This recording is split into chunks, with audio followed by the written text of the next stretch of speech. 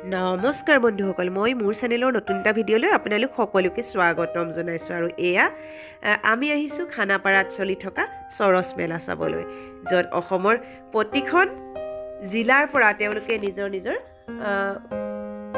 একোখনকৈ বিপণী লৈ আমাৰ ওচৰলৈ আহিছে। আৰু এয়া খানাপাৰাৰ পশু চিকিৎসা মহাবিদ্যালয়ৰ খেলপথাৰত অনুষ্ঠিত হৈছে চৰচ মেলা। আৰু যথেষ্ট মানুহৰো সমাগম দেখিলোঁ। আমি যিহেতু এপাক চাই যাওঁ বুলি আহিলোঁ। আৰু এয়া খুব ধুনীয়াকৈ সজাই পৰাই ৰাখিছে এই খেলপথাৰখন। যথেষ্ট মানুহৰো সমাগম হৈছে। আৰু এয়া হল 1 হল 2 হিচাপে দুটাকৈ হল আছে। আৰু এয়া প্ৰথম হলত সোমাই মই আপোনালোকক